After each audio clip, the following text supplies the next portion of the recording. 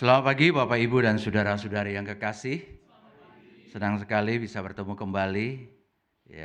Belum pernah terjadi dalam pelayanan saya. 1 bulan saya khotbah di satu gereja yang sama 2 kali ya. Dan GKI Green Lake pertama kali saya mengalaminya ya. Kecuali dulu waktu masih menggembalakan di gereja, ya pasti ada kejadian di mana 1 bulan khotbah 2 kali. Tapi setelah saya menjadi dosen dan selalu diundang dan tidak pernah saya menerima pelayanan 1 bulan 2 kali khotbah, dan senang sekali ya akhirnya bisa kejadian seperti ini. Pak So sangat baik pada saya sehingga dia kasih saya kesempatan 2 kali khotbah di 1 bulan yang sama. Saya sungguh-sungguh bersyukur kepada Tuhan. Bapak Ibu, kami baru pulang, rohaniwan GKY baru pulang dari satu hotel di Sentul, melakukan konven atau retreat rohaniwan GKY, disegarkan, diberikan banyak pengajaran, pembelajaran dan juga persekutuan yang sangat baik satu dengan yang lain, sehingga rata-rata hamba Tuhan pada minggu ini akan sangat capek tetapi bersyukur ada semangat baru, ada kekuatan baru yang didapatkan dari konven atau retreat rohaniwan GKY. Ya, bersyukur kepada Tuhan. Mari Bapak Ibu dan saudara-saudari sekalian, sebelum kita membaca merenungkan kebenaran-kebenaran firman Tuhan, mari kita akan berdoa bersama. Bapa kami yang di sorga, sekali lagi kami bersyukur kepadamu untuk kesempatan kami boleh mendengarkan kebenaran-kebenaran-Mu. Berbicaralah kepada kami Tuhan. Banyak kali kami sudah membuka telinga kami, pikiran kami, hati kami bahkan untuk mendengarkan suara dunia, untuk menerima ajaran-ajaran dunia.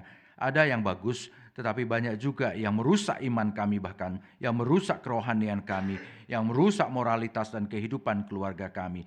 Tapi saat ini kami ingin duduk tenang, membuka telinga kami, pikiran kami, hati kami, mendengar suara-Mu, menerima ajaran-Mu dan kebenaran-Mu. Bapa, berbicaralah kepada kami. Kami mohon Engkau menolong. Tolong hamba-Mu yang lemah, jadikan saluran berkat. Tolong setiap kami, apapun kondisi kami, apapun rasa sakit dan kedukaan kami, beban berat dan keraguan kami, Tuhan kami mohon Engkau menghibur, menguatkan dan menjawab kami dengan kebenaran-kebenaran firman-Mu. Di dalam nama Tuhan Yesus Kristus kami berdoa. Amin.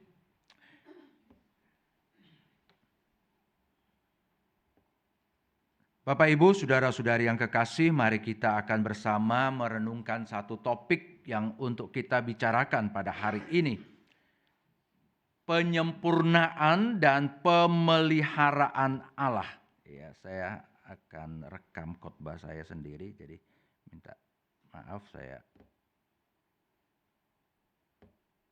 Oke, ya. Tema kita penyempurnaan dan pemeliharaan Allah atas orang yang ditebus. Pada bulan ini jemaat di GKY Green Lake City belajar mengenai satu pengajaran Kristen yang sangat dasar yang kita pegang sebagai umat Kristen di Sinode GKY. Kita belajar mengenai bagaimana manusia yang diciptakan oleh Allah sebagai gambar dan rupa Allah yang kemudian jatuh ke dalam dosa. Kejatuhan yang begitu dalam di mana manusia tidak mungkin bisa menyelamatkan dirinya sendiri. Dan keselamatan itu hanya bisa terjadi oleh karena anugerah Allah, oleh karena pemberian Allah. Disitulah kita belajar mengenai penentuan Allah, kasih karunia Allah yang menentukan kita untuk boleh mengalami keselamatan. Dan bagaimana keselamatan itu bisa terjadi atas diri kita, itu melalui karya pendamaian Yesus Kristus. Tetapi setelah selamat, apa yang Tuhan karyakan untuk kita? Pada hari ini kita belajar bicara mengenai pemeliharaan Allah atas orang-orang yang sudah ditebus. Saudara sekalian, titik awal, titik pertama kehidupan Kristen tentu adalah ketika kita percaya kepada Tuhan Yesus.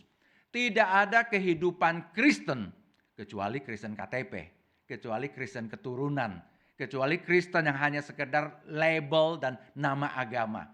Tidak ada kehidupan Kristen yang sesungguhnya tanpa titik awal, yaitu percaya kepada Tuhan Yesus Kristus. Itu langkah pertama. Percaya kepada Tuhan Yesus. Memang betul dengan hanya memakai kalung salib saja, orang akan langsung bilang, itu orang Kristen. Tapi itu secara sosiologis. Itu secara umum orang memahaminya. Tapi Kristen dalam arti Kristus kecil, itu pengertian kata Kristen. Itu hanya mungkin terjadi kalau ada Kristus dalam diri kita. Karena itulah titik awalnya adalah ketika kita percaya, kita bertobat, kita terima Tuhan Yesus sebagai Tuhan dan Juru Selamat kita. Itu perlu menjadi pengalaman kita, Bapak, Ibu, dan saudara-saudari sekalian. Khususnya kalau kita dari keluarga Kristen. Kita datang ke gereja sesuatu yang sudah sangat normal. Bahkan sebelum lahir pun kita sudah dibawa datang ke gereja. Dan setelah lahir kita ikut ke sekolah minggu. Kemudian kita remaja, pemuda, mungkin sampai seusia gini pun kita rajin sekali datang ke gereja. Tapi pertanyaan yang sangat penting adalah, sudahkah kita ambil langkah awal tadi? Percaya kepada Tuhan Yesus Kristus. Dan saya berharap, saya mendorong setiap kita di sini adalah orang-orang yang percaya kepada Tuhan Yesus. Tetapi saudara, percaya kepada Tuhan Yesus, tadi saya sebut sebagai titik awal, langkah awal. Nah, kita perlu menjalani satu perjalanan kehidupan Kristen. Dan disitulah saudara, perjalanan seorang Kristen yang penuh dengan liku mulai terjadi. Banyak kesulitan. Ya, sebagai manusia biasa pun banyak kesulitan tentu saja. Tapi ketika kita menjadi seorang percaya, menjadi seorang yang sudah terima Tuhan Yesus, kemudian dalam perjalanan Kristen kita begitu banyak lika-likunya, akan timbul pertanyaan-pertanyaan yang kemudian kita kaitkan dengan Allah. Kita kaitkan dengan Tuhan Yesus. Saudara sekalian, apa yang biasa kita alami sebagai seorang Kristen? Saya kira mungkin paling banyak dua hal ini dapat saya golongkan. Yang pertama, penderitaan. Ya, kesulitan, penderitaan, penyakit, penganiayaan di banyak tempat. Sampai saat ini pun banyak orang-orang Kristen mengalami penganiayaan. Ya, luar biasa. Dan salah satu negara yang paling banyak menganiaya orang Kristen adalah negara bukan Indonesia. Bersyukur hidup di Indonesia. Ya. Bersyukur hidup di Indonesia. Korea Utara. Ya, tetangga yang gak sangat jauh dari kita. Wah, saudara, itu penganiayaan yang luar biasa. Penderitaan. Tapi mungkin kita nggak sangat menderita. Kita bisa bilang Indonesia menganiaya. Tidak. Pemerintah, negara tidak secara struktural, secara sistematis menganiaya orang Kristen. Yang terjadi biasanya pada akar rumput, ya, sesama warga. Kadang-kadang juga orang Kristen yang memancing orang menganiaya. Ya, udah tahu gerejanya di kampung, di pinggir, di gang. Masih suaranya kencang sekali, bikin orang marah. Ya, sebelum bunyi yang berisik aja orang udah marah, apalagi kemudian kasih alasan buat orang marah. Ya, tentu tidak bijaksana. Tapi memang betul hidup sebagai orang Kristen, bahkan di tempat yang kita anggap negara Kristen pun, kayak di Amerika, beberapa negara di Eropa, kehidupan Kristen itu sulit luar biasa. Ya, apalagi Amerika yang sangat sekuler sebenarnya. Penderitaan itu terjadi khususnya kalau kita sakit, khususnya kalau kita mengalami kebangkrutan, khususnya kalau kita mengalami misalnya ditipu. Kita akan bertanya dengan pertanyaan, Tuhan, aku udah percaya padamu. Kenapa harus menderita? Kenapa harus mengalami kesusahan ini? Kenapa harus mengalami penyakit ini? Kenapa saya bahkan sampai ditipu oleh orang yang gak percaya Tuhan? Mungkin kalau ditipu sama orang yang gak percaya Tuhan kurang sakit ya. Kalau ditipu sama sesama Kristen lebih sakit lagi. Ya, bahkan mungkin kita jadi betul-betul jadi gak ngerti sampai kita bisa marahnya luar biasa. Ya, saya banyak mendengar orang yang bahkan sampai ngomong begini, saya udah percaya Tuhan, saya bahkan melayani dengan sangat rajin. Tapi kenapa? Kenapa? Misalnya masalah keuangannya drop atau ya ditipu. Sekarang mulai sering kali kejadian seperti itu. Sampai orang bertanya, kenapa? Sampai ditipu atau saudaranya ditipu, orang yang uangnya ludes habis. Kenapa Tuhan gak jaga? Karena di mana Tuhan? Nah, timbul pertanyaan seperti itu. Jadi penderitaan. Yang kedua, saudara, dosa. Pencobaan dan dosa. Kita sering bergumul dengan hal itu. Saya udah percaya kepada Tuhan, saya ikut Tuhan, saya hidup baru. Tapi kenapa ada saja pencobaan-pencobaan yang kemudian membuat kelemahan saya, sehingga saya jatuh, saya gagal. Banyak sekali hal-hal yang sepertinya bahkan mungkin tambah banyak mengerumuni orang Kristen setelah dia percaya kepada Tuhan Yesus. Dalam kelemahan kita, dalam kesulitan kita, ada saja godaan, cobaan yang membuat kita rasanya sulit untuk hidup baik. Bahkan kemudian kita bertanya, Tuhan, kalau Engkau menjaga aku, kenapa aku bisa mengalami hal seperti itu? Bahkan mungkin pertanyaan, Tuhan, apakah saya kehilangan keselamatanku? Dengan kegagalan, bahkan dengan dosa, apakah aku kehilangan keselamatanku? Kita jadi takut juga, kita jadi guilty feeling juga. Tapi saudara sekalian, pada hari ini kita akan bicara mengenai pemeliharaan Allah. Firman Tuhan berkata begini di 2 Timotius 1:12. Saya kutip dari tengah, maka saya tulis 12b. Firman Tuhan berkata, diucapkan oleh orang yang percaya kepada Yesus.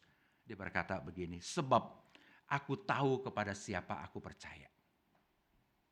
Aku yakin bahkan ya, aku yakin bahwa dia berkuasa memelihara apa yang telah dipercayakannya kepadaku hingga pada hari itu sampai pada ujungnya, that day, kedatangan Yesus Kristus yang kedua kali. Bahkan bukan sekedar hanya di ujung hidup kita, tapi di ujung zaman kita. Ketika Yesus datang kembali kedua kali, dia bisa memelihara apa yang telah dia percayakan kepadaku. Apa yang Allah percayakan kepadaku? Keselamatan, kasih karunia-Nya, pelayanannya, namanya dipercayakan kepada kita. Kita disebut anak-anak Allah. Itu nama Allah ditaruh untuk kita. Dalam kelemahan kita, dalam kesulitan kita, kita mungkin masih bertanya, betulkah saya anak Allah?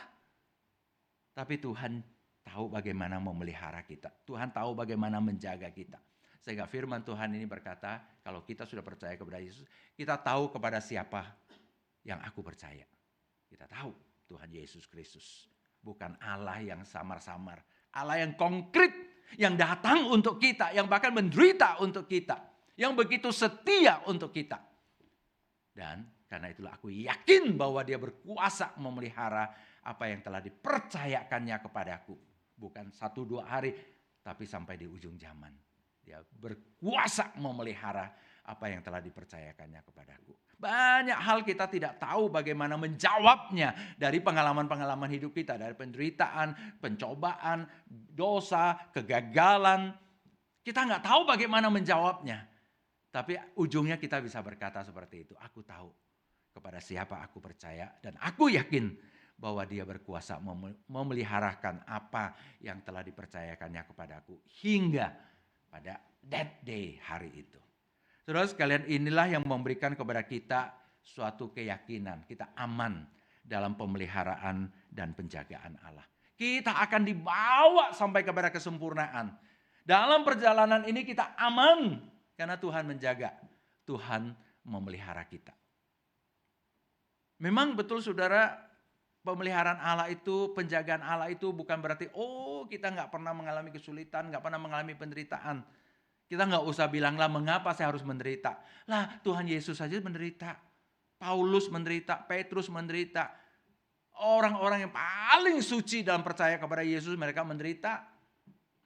Misionari-misionari yang datang ke Indonesia untuk mengabarkan Injil kepada kita, mereka adalah orang-orang yang sangat menderita. Jadi saudara, kita sebenarnya bahkan tidak berhak bertanya mengapa saya menderita. Karena lebih banyak orang lagi yang menderita yang lebih parah dari kita. Tapi memang itulah hidup dunia. Tanpa kita percaya kepada Yesus saja, kita hidup dalam dunia ini kita menderita. Belum lagi, apalagi setelah kita percaya Yesus. Iblis itu gak pernah senang. Iblis itu gak pernah diam. Justru jadikan kita lebih target lagi. Nah, karena itulah kita hidup kehidupan Kristen dalam peperangan rohani. Tetapi kita percaya ini, kita aman dalam pemeliharaan penjagaan Allah. Betul saudara, kita bisa berbuat salah, kita bisa gagal, bahkan berbuat dosa. Tapi kita percaya pada pemeliharaan Allah yang membangkitkan kita. Maka mengapa setiap minggu diingatkan kembali untuk mengakui dosa? Karena Allah menyayangi kita, Allah memelihara kita, Allah menjaga kita, Allah mengampuni kita di atas kayu salib Yesus Kristus. Tapi kita perlu menyadari kita lemah. Dan untuk itulah kita mau bergantung pada Allah. Jadi saudara, bukan berarti kita sudah terlepas dari pegangan Allah, baru saya datang cari Allah. Enggak, kita masih dalam pegangan Allah. Tapi kita mengakui saya ini lemah. Saya perlu terus dijaga dan dipegang oleh Allah. Saudara sekalian, kita aman dalam pemeliharaan Allah. Saya kasih beberapa alasan mengapa kita aman dalam pemeliharaan penjagaan Allah. Yang pertama saudara, jadi akan cukup banyak ayat-ayat yang saya akan kutip. Allah menghendaki kita aman. Allah menjaga kita sesuai kehendaknya. Yohanes pasal 6, 39 berkata begini. Inilah kehendak Dia yang telah mengutus aku, supaya dari semua yang telah diberikannya kepadaku, aku tidak kehilangan satu pun, tetapi supaya aku bangkitkan pada akhir zaman. Engkau percaya Yesus dan engkau takut hilang keselamatan, engkau takut lepas dari Allah, engkau takut bahwa Anda seolah-olah sudah menjadi domba yang hilang. No, firman Tuhan berkata, ini kehendak Allah supaya semua orang yang diberikan kepada Yesus, yang percaya kepada Yesus, tidak kehilangan satu pun. Yang paling kecil pun. Yesus bilang, aku gak akan kehilangan. Kenapa? Lah ini kehendak Bapa. Kalau Bapa menghendakinya, kalau Allah menghendakinya, bagaimana mungkin Dia tidak menjaga memelihara kita? Kecuali Bapak kita ceroboh, Bapak kita ugal-ugalan, Bapak kita selalu ngomongnya boleh iya, boleh enggak, begitu. Enggak. Dia menghendaki supaya semua orang yang percaya kepada Yesus, yang ditebus oleh Yesus, tidak hilang kehendak Allah. Siapa yang bisa melawan kehendak Allah? Yang kedua, saudara, kuasa Allah. Jadi bukan hanya kehendak. Ayat lain berkata, kuasa Allah menjaga dan memelihara kita. Jadi Allah menghendakinya. Ya, kita bisa menghendaki sesuatu. Saya menghendaki Anda selamat ya dalam perjalanan. Ya, tapi saya kan gak berkuasa untuk memimpin perjalananmu supaya betul-betul selamat. Kalaupun saya bisa nyetir buat kamu pun, saya gak cukup maha kuasa untuk menyetir yang tanpa mengalami masalah dalam perjalanan. Tapi dikatakan no, Tuhan itu berbeda. Dia bukan saja menghendaki kita tidak hilang, kita selamat, kita aman sampai pada ujungnya. Tapi Dia berkuasa memelihara kita. Dia punya kekuasaan yang luar biasa, itu dinyatakan kepada kita di dalam Yohanes 10, 28, 29. Tuhan Yesus berkata begini, aku memberikan hidup yang kekal kepada mereka, dan mereka pasti tidak akan binasa sampai selama-lamanya. Dan seorang pun tidak akan merebut mereka dari tanganku. Bapakku yang memberikan mereka kepadaku lebih besar daripada siapapun, dan seorang pun tidak dapat merebut mereka dari tangan Bapa. Kuasa Allah yang menjaga. Yesus memegang kita, Bapa memegang kita. Apa tidak aman itu? Betul saudara, di pegangan Allah yang begitu aman kita bisa mengalami tetap penderitaan. Sebagaimana halnya para rasul, orang-orang kudus mengalami penderitaan. Ada kelemahan, iya betul. Tapi kita selalu harus ingat akan fakta ini, Allah memegang kita. Dan Dia ingin kita hidup aman di dalam dirinya dan hidup kudus di dalam dirinya. Dia punya kuasa menjaga kita dengan aman. Mengapa? Karena Dia punya kuasa. Saya ini hanya kutipkan satu ayat supaya tidak terlalu berkepanjangan. Tapi di firman Tuhan banyak sekali ayat-ayat bicara bagaimana Allah berkuasa menjaga kita. Bahkan yang tadi 2 Timotius itu juga bicara kuasa Allah yang menjaga kita. Jadi Allah berkuasa. Saudara sekalian perhatikan, Allah mau, tadi Dia berkehendak. Allah mampu, karena Dia punya kuasa. Dan saudara sekalian, hebatnya lagi, kemudian yang ketiga, Allah punya kebaikan dan kasih yang menjaga kita. Tidak ada siapapun yang bisa memisahkan kita dari kasih Allah. Dikatakan dalam Roma 8:38-39. Sebab aku yakin bahwa baik maut maupun hidup, baik malaikat-malaikat maupun pemerintah-pemerintah, baik yang ada sekarang maupun yang akan datang, atau kuasa-kuasa, baik yang di atas maupun yang di bawah, ataupun sesuatu makhluk lain, tidak akan dapat memisahkan kita dari kasih Allah yang ada dalam Kristus Yesus Tuhan kita. Wah, itu penekanan luar biasa. Kasih Allah. Bagaimana konkretnya kasih Allah? Itu kalau bisa lihat dalam Kristus Yesus Tuhan kita itu. yang datang untuk kita, yang mengajar kita, yang menderita untuk kita, bahkan yang mati di kayu salib untuk kita, tapi juga yang bangkit dari kematian. Saudara, itu kasih Allah. Kasih Allah yang sudah begitu konkret kalau dia memberikan anaknya yang tunggal untuk kita. Bagaimana mungkin dia tidak memberikan hal yang lain lagi untuk kita. Yang terbaik, termahal, termulia diberikan untuk kita. Kasih Allah. Saudara sekalian, jadi Allah bukan hanya mau kita aman dan menjaga kita supaya kita tidak terhilang, tapi dia mampu. Dia mampu. Tapi bukan hanya mampu. Dia juga punya kebaikan dan punya kasih untuk menolong kita. Kalau saya mampu untuk membuat saudara semua menjadi kaya raya misalnya. Tapi saya nggak mau, nggak ada gunanya. Atau saya mau, tapi sifat saya jelek. Saya nggak selalu baik. Jadi bilangnya sih mau, kemudian saya tidak lakukan. Karena saya bukan orang baik.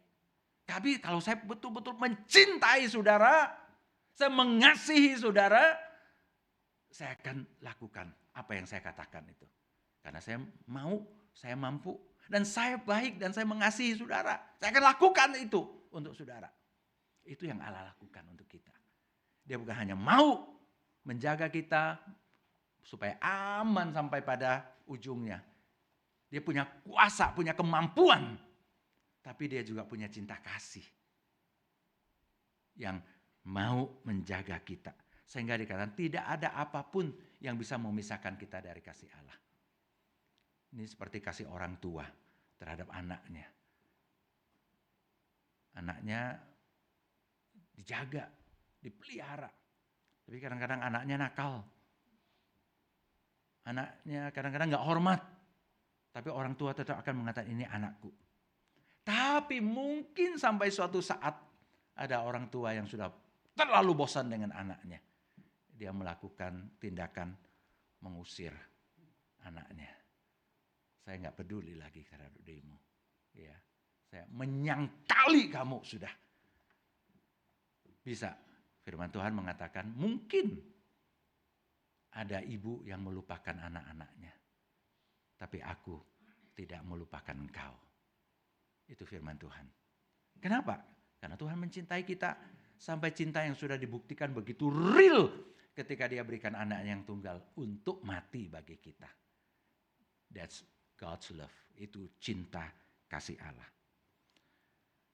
Tapi saudara, ini belum selesai. Ini baru 3. Ada satu lagi yang lebih hebat bahkan kalau kita bicara secara manusia. Yaitu bicara mengenai kesetiaan Allah. Tapi memang kalau bicara cinta yang sungguh-sungguh, itu pasti di dalamnya sudah ada setia. Tetapi kalau kita bicara bahasa manusia, bisa terjadi seperti halnya seorang ibu atau ayah atau orang tua yang cinta pada anaknya, suatu hari tidak lagi mau peduli sama anaknya. Atau anak terhadap orang tua cinta, tapi suatu hari tidak mau lagi karena dia punya ikatan dengan yang lain. Atau misalnya kita terhadap teman, terhadap sahabat, kita bisa begitu ingin menjaga, memelihara dia. Tapi suatu hari kita berubah. Kita tidak lagi setia. Kita mengingkari janji. Apakah Allah seperti itu? No, dikatakan begini saudara sekalian. 1 Korintus 1 ayat 8 sampai 9. Ia juga akan meneguhkan kamu sampai kesudahannya, sehingga kamu tak bercacat pada hari Tuhan kita Yesus Kristus. Allah yang memanggil kamu kepada persekutuan dengan anaknya Yesus Kristus, Tuhan kita, adalah setia. Hafalin ayat ini saudara.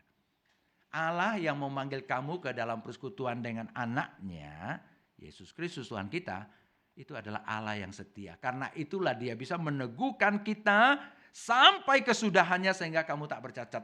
Sampai kesudahan itu bicara mengenai waktu, proses waktu, perjalanan waktu. Dan manusia paling ngerti soal perjalanan waktu yang bisa membuat kita tidak setia, ingkar janji, lupa, dan sebagainya. Atau udah gak tahan. Banyak keluarga Kristen bahkan cerai karena proses waktu ini. Gak tahan lagi, gak mau setia lagi, gak mau komitmen lagi. Akhirnya janji-janji awal saya mampu menjagamu, saya mencintaimu, hilang nguap dalam perjalanan waktu. Ingkar janji, tidak setia. Atau hati yang lain. Apa yang terjadi? Perpecahan, kekacauan. Hidup tidak aman, anak-anak tidak aman. Tapi Tuhan Yesus berjanji bukan seperti itu. Dikatakan saudara sekalian bahwa Allah yang memanggil kita ke dalam persekutuan dengan anaknya. Allah yang memberikan kita anugerah untuk percaya dan terima Tuhan Yesus. Dia adalah Allah yang setia, faithful. Allah yang setia. Kadang-kadang kita tidak setia, kadang-kadang kita ingkar janji, kadang-kadang kita bahkan berdosa, bersalah, gagal. Tapi Allah setia. Karena itulah dia bisa meneguhkan dan dia mau meneguhkan. Dia penuh cinta kasih meneguhkan dan konsisten dia meneguhkan kita sampai kepada kesudahannya sehingga tak bercacat. Hari ini banyak cacat, hari ini banyak gagal, hari ini banyak salah dan dosa. Tapi percayalah kepada Tuhan. Sampai pada ujungnya Tuhan bisa menjaga dan memelihara kita. 4 hal ini. Tapi plus satu lagi yang saya perlu bicarakan. Meterai Roh Kudus sebagai tanda milik. Saudara tahu meterai zaman dulu digunakan apa? Cap sebagai tanda milik. Salah satu contoh sederhana adalah begini. Di padang penggembalaan itu banyak kambing, sapi dan domba dan sebagainya. Dan tidak ada orang yang bisa mengklaim ini tanah milik saya, ini tanah milik kamu begitu. Kecuali itu memang milik sendiri. Tapi kalau di padang yang milik umum itu kambing domba itu berseliweran. Nah, kadang-kadang kan bagaimana membedakan wajah kambing, wajah domba ini miliknya Ahmad, ini miliknya Amir, ini miliknya Budi dan sebagainya. Jadi paling bagus adalah dikasih cap, gitu kan ya milik Budi, gitu dikasih stempel. Tapi biasanya tentu binatang-binatang besar ya. Tapi kalau kecil biasa domba, gembalanya sudah kenal. Tapi saudara bisa bayangkan ya mungkin di punggungnya dikasih cap milik. Berarti itu punyanya Pak Budi. Kalau begitu secara hukum sah tidak seorang pun boleh mengambil barang ini, hewan ini. Tapi kita juga tahu ya saudara misalnya satu surat cap stempel raja. Bahkan orang bisa buka pun nggak boleh buka kalau dia tidak berhak membukanya. Ya kan biasa stempel itu kan gampang sekali dibuka, tapi nggak boleh buka. Hanya orang tertentu boleh buka. Kenapa? Karena kertas surat itu milik raja. Jadi stempel itu milik. Maka firman Tuhan berkata begini, ketika kamu percaya, dimeteraikan, distempel dengan Roh Kudus yang dijanjikannya itu. Roh Kudus itulah jaminan warisan kita sampai kita memperoleh penebusan yang menjadikan kita milik Allah untuk memuji kemuliaannya. Jaminan. Jaminan itu istilah lain lagi, itu adalah down payment. Jaminan itu seperti saudara kita beli rumah, tapi rumahnya belum jadi 100%, kita udah beli, tapi dengan kasih down payment. Kasih DP. Dengan kasih DP berarti itu sudah milik. Itu juga pengertian itu. Stempel itu dalam pengertian kita dicap dalam diri kita. Bahwa kita adalah milik Allah. Dalam diri saudara ada cap darah. Darah Yesus Kristus yang ditempel oleh Roh Kudus. Sehingga siapapun tidak berhak mengklaim saudara sebagai miliknya. Kecuali Tuhan Yesus Kristus. Kecuali Allah Tritunggal yang berhak mengklaim. Saudara kita membayangkan begini, seorang yang sudah percaya kepada Yesus. Banyak pergumulan, banyak kesulitan, penderitaan, bahkan kegagalan dan dosa. Tapi saudara sekalian kita diingatkan akan hal ini. Kehendak Allah menjaga dia. Kuasa Allah menjaga dia. Kasih Allah menjaga dia. Tidak ada lubang kosong, lubang di mana bisa ada satu iblis bisa merebut dia. Enggak. Karena kesetiaan Allah menjaga dia. Bahkan saudara, dalam hatinya ada stempel Roh Kudus. Aman saudara di tangan Tuhan. Aman di dalam pemeliharaan Tuhan. Betul kita ada berbagai gelombang lika-liku kehidupan.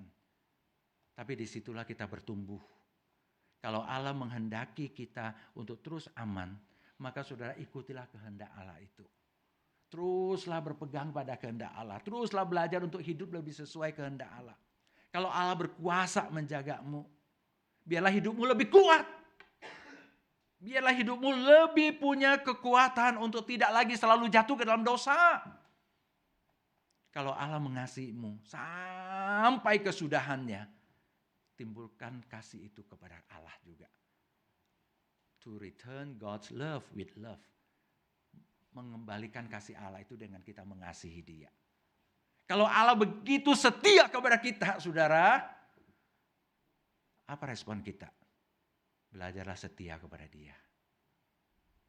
Rasa syukur kita ungkapkan dengan mau melakukan kehendak Allah, dengan mau hidup lebih kuat sesuai kuasa Allah, lebih mau sungguh-sungguh mengasihi Dia, dan kemudian juga belajar untuk sungguh-sungguh setia kepada Dia. Dan sambil menyadari dalam diri kita ini milik Allah.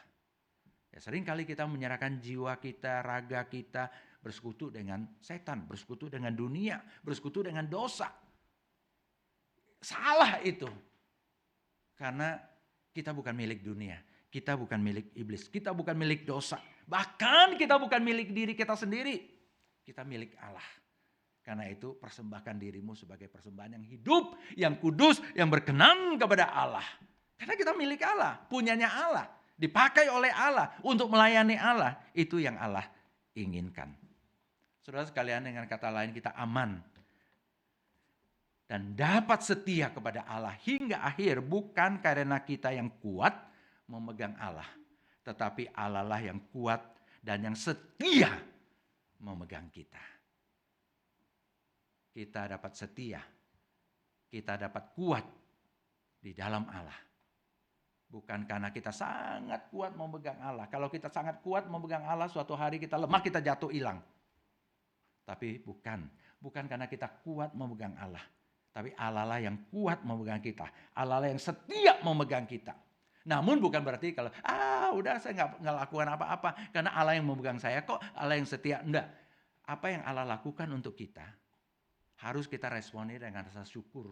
Kalau Dia setia kepada kita dengan syukur kita mau belajar setia kepada Dia. Kalau Dia kuat memegang kita harus mengucap syukur untuk hal itu. Dan kita belajar kuat melawan dosa, kuat melawan cobaan, kuat melawan berbagai godaan-godaan dunia ini. Kalau kita tahu Allah begitu setia, begitu kuat, begitu mengasihi kita, mari kita belajar untuk mengasihi Dia dengan lebih sungguh. Kalau kita tahu Allah itu betul-betul menghendaki kita untuk aman, tidak hilang, tidak binasa. Bersyukur untuk kemauan Allah yang luar biasa itu, sehingga kita ingin terus belajar melakukan kemauan Allah, kehendak Allah, sesuai dengan apa yang Allah inginkan. Allah yang kuat, Allah yang setia memegang kita, saudara. Maka mengapa kita bisa aman? Sehingga karena itu, saudara, saya mengulangi ayat yang saya kutip tadi, Roma 8, 38 sampai 39. Dia katakan begini. Ini ayat yang sangat luar biasa. 38.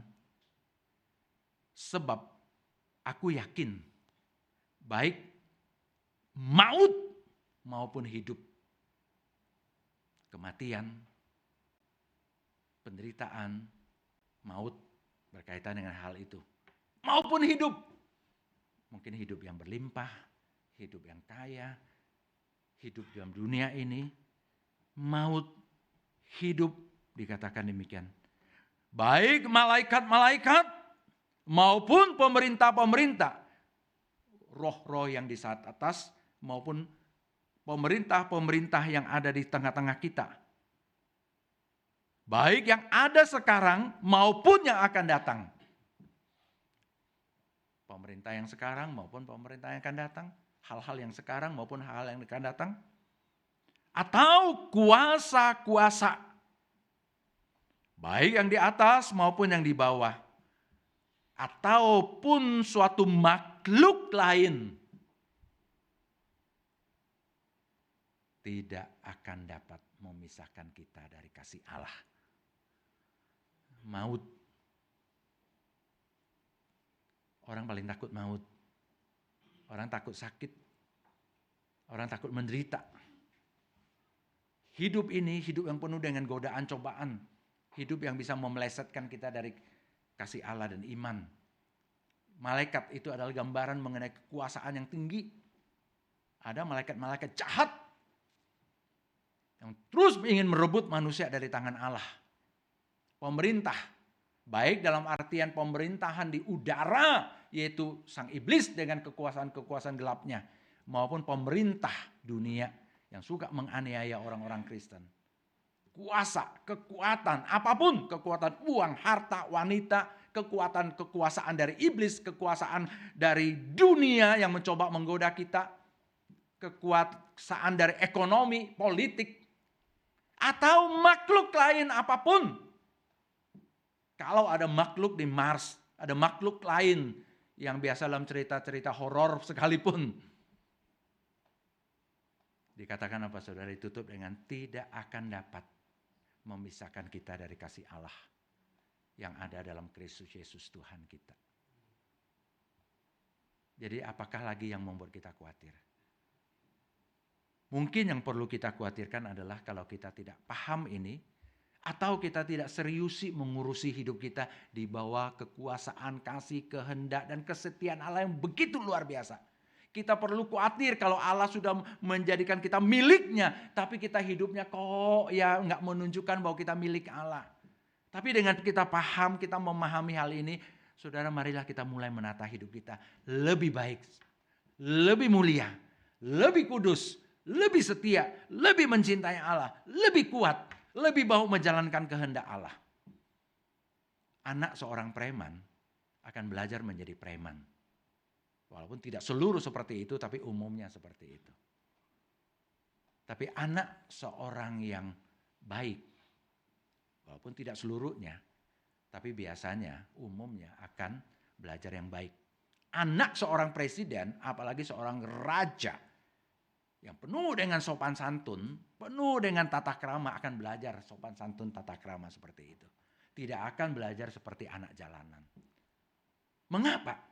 Karena itu lingkungan hidupnya. Lingkungan hidup kita ini apa, saudara? Allah yang menjaga kita dengan kasih, kuasa, kesetiaan, kehendaknya. Kita hidup dalam satu lingkungan sebagai orang-orang milik Allah yang dicap dengan darah Yesus Kristus. Tidak akan pernah bisa direbut dari orang lain. Tidak pernah bisa dibuka oleh orang lain cap meterai itu. Kita milik Allah. Lingkungan hidup kita seperti itu. Karena itu belajarlah hidup seperti apa yang Allah inginkan. Kita pernah gagal, ayo bangun lagi. Kita mengalami penderitaan, kesulitan, ayo belajar kuat. Kita ada sakit, penyakit, ayo belajar bersyukur kepada Allah.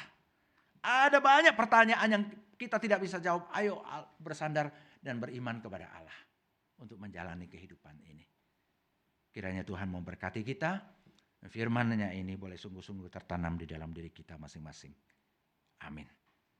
Mari kita akan berdoa.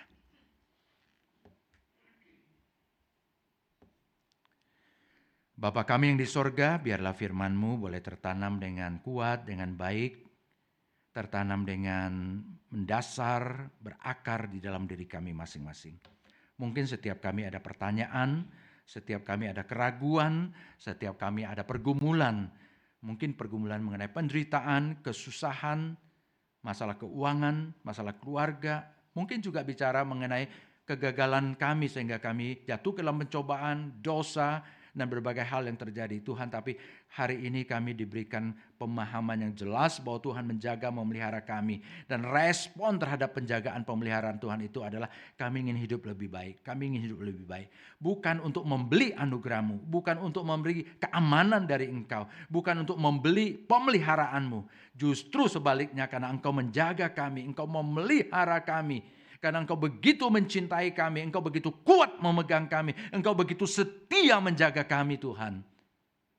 Kami mau meresponinya dengan setia kepada Tuhan, dengan mencintai Tuhan, dengan hidup kuat di dalam Tuhan, dengan menjalankan kemauan dan kehendak Tuhan, dengan sungguh-sungguh hidup sebagai milik Allah. Tolonglah kami, Tuhan. Dalam kelemahan kami, kuatkan kami. Terus transformasi diri kami. Sekarang kalau kami ada kesedihan, ada penderitaan, Tuhan Kau tolong juga berikan kami jalan keluar. Sekalipun mungkin kami belum melihat jalan keluar yang sangat real, tapi kami tahu Tuhan menjaga kami sehingga kami tidak pernah tersesat dalam pergumulan-pergumulan kami. Mungkin ada dosa-dosa yang belum kami bisa lepaskan, tapi kami percaya kekuatan Tuhan, Roh Kudus Tuhan bisa menolong kami. Asal kami sungguh-sungguh mau bertobat, sungguh-sungguh mau kembali kepada Allah, sungguh-sungguh mau melepaskan dosa-dosa kami. Tuhan, Engkau menolong kami Tuhan, memberkati kami. Terpujilah namamu Bapa, karena kami aman dalam penjagaan Tuhan, dalam pemeliharaan Tuhan. Karena kami aman dalam proses perjalanan menuju penyempurnaan. Maka Tuhan, seluruh hidup kami sungguh-sungguh kami ingin dedikasikan kepada Engkau. Kami ingin melayani Engkau. Kami ingin mengabdikan hidup kami kepada Engkau. Bahkan kalau Engkau memanggil kami menjadi hamba-hamba Tuhan full time pun, karena ini adalah milik-Mu, kami akan serahkan diri kami untuk Tuhan. Terpujilah namamu Bapa, di dalam nama Tuhan Yesus Kristus kami berdoa dan bersyukur. Amin.